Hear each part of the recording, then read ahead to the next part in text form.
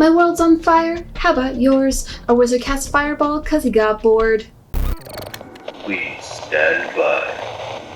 Hello all magical people. I know it's been a while, but before we get into what is so freaking awesome about rogues, I kind of wanted to make something really clear. With all the stuff that's been going on in the world, I wanted to say firmly that the stance on this channel and just for me in general is standing in support of things like Black Lives Matter, standing in support of Black lives, trans lives. I want you to feel safe to come here and express yourself. I want to make sure that people feel safe here.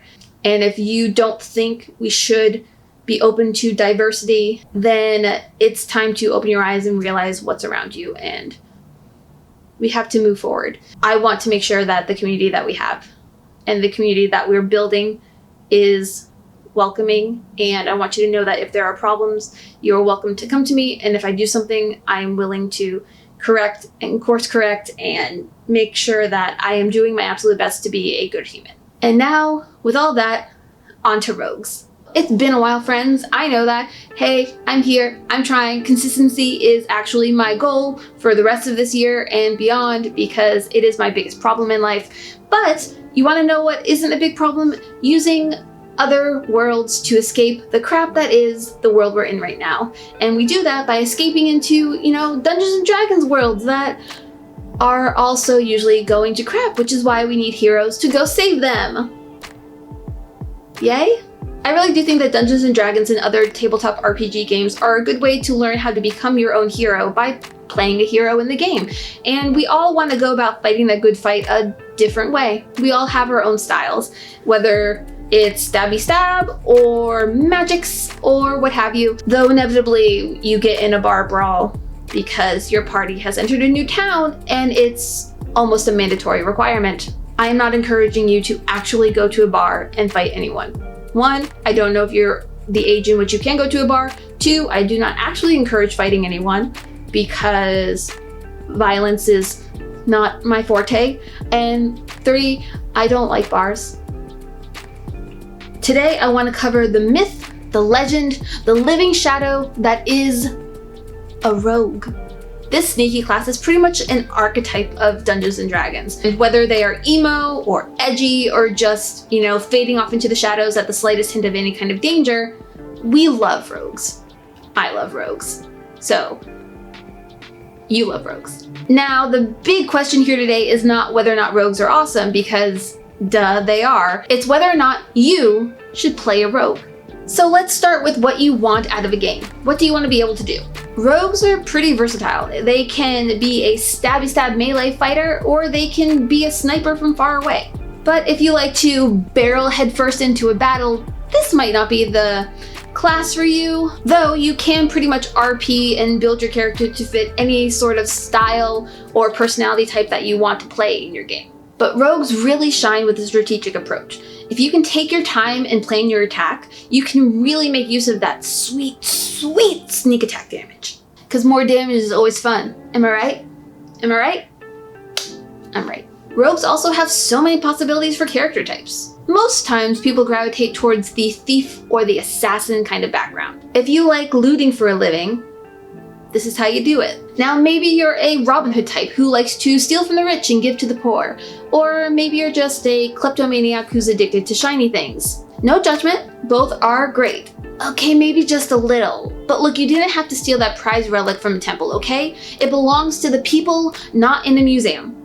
Or in your pockets. If you like the idea of having a lot of connections and calling in favors from secret hidden societies that spread throughout your world, rogues are pretty good at that. You could have been part of a guild, taking jobs and building up favors to call in later. If your party is in a jam, you are the key of finding the crucial witness or a key piece of information on the bad guys. You know someone everywhere, for better or worse. Above all else, rogues are pretty much sneaky little jerks, or at least that's what your enemies think. You make your enemies afraid of their own shadows, thinking that if they look away for even a second, when they look back, you're right there. As your level increases, you become their worst nightmare because they can't keep you out and they can't see you coming. Your party, however, may see things a little bit differently. You like to disappear at crucial moments, so stealthy that even your party can't keep track of you. and they try. You probably have a lot of plans that you're working on for yourself, and you're not afraid to ditch your party to find the real prize, whatever that might be. We don't know because you never told us. But to get a real sense of what it's like to play a rogue, we need to go straight to the source. So please welcome my guest, Mal. I'm sorry, I don't have your last name here. It's Mal what? It's Mal. Just Mal. Like Beyonce. Or Cher. Where are you? Are you here? Right here. I can't see you. Can you see me now? No. What about now? No. Can you see me now? Oh my god, don't do that. Mal, thank you for being here today. I invited you to answer some questions on what it's like to be a rogue so that the audience can learn whether or not they want to play one in their next game. Can you tell me what made you want to become a rogue? Why does anybody turn to a life like this? I wanted money and revenge. So I found some, and I got some. Revenge? For what?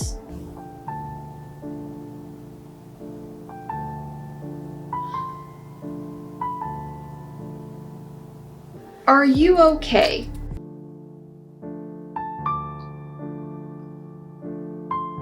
Okay, let's move on to the next question. What made you join your current adventuring party? I lost a bet to a bunch of idiots. Never play poker with a cleric. They have faces of stone. They spook pretty easy though. Cool. Well, what's the best thing about being a rogue? I get what I want, and I go where I want. But what if it's locked and there's a bunch of guards? I go where I want. So that's a no on privacy and boundaries. Cool. What do you bring to the party? My cloak is full of secrets. I have information on people in the highest of high places and the lowest of low. We need to find something out. I'll go find it. We need to retrieve something. I'll go get it. I am sure that comes in very handy. Is there anything that you're scared of? Anything that you are too afraid to face? I am the night. I am the living shadow. There is nothing in the light or the dark that can scare me any- Wait, I'm sorry, I wasn't done. I'm sorry, it's okay. And she's gone. I guess that's the end of our interview. So much for not being afraid of anything. I heard that! Okay, there you have it, players. Rogues, the spookers and the easily spooked. If this class sounds fun to you, there are a few things that you need to remember. Dexterity is going to be your bread and butter, so stack that as high as you can. Your tricks of the trade, like stealth, uncanny dodge, and pretty much most of your attacks, are going to rely on that dexterity stat. And if you're going to be the one to deceive people, you need to make sure your charisma is up there too. You don't need to run point as your party's talker, but you're probably going to be pretty good at it anyway, so you might as well have some fun with it. There are a crazy amount of skills packed into this class, and with the right rolls, you are a powerhouse. Remember, in-game, secrets can be really fun, but try not to overly undermine what your party is trying to do. You may not be the squishiest of the group, but it's good to have backup that wants to back you up. You are part of the pack now, Lone Wolf, so put on your grown-up cloak and get ready to feel all the feels. Thank you so much for watching, and if you enjoyed this video and would like to see more of the Should You Play series, click the subscribe button down below. It's in the description. If you haven't clicked it, you should, and turn on the bell. And also leave a comment for what class you think I should cover next. There are plenty left. If you missed the first episode of this series where I talked about wizards, there will be a link in the iCard, the description, and in the end card.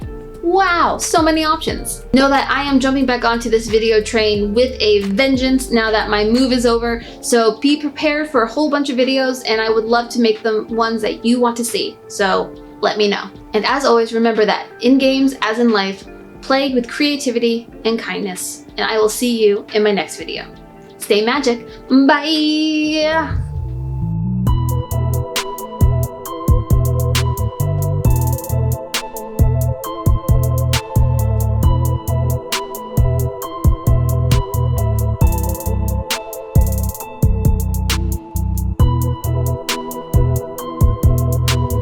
Dude, the video is over. Go watch another one.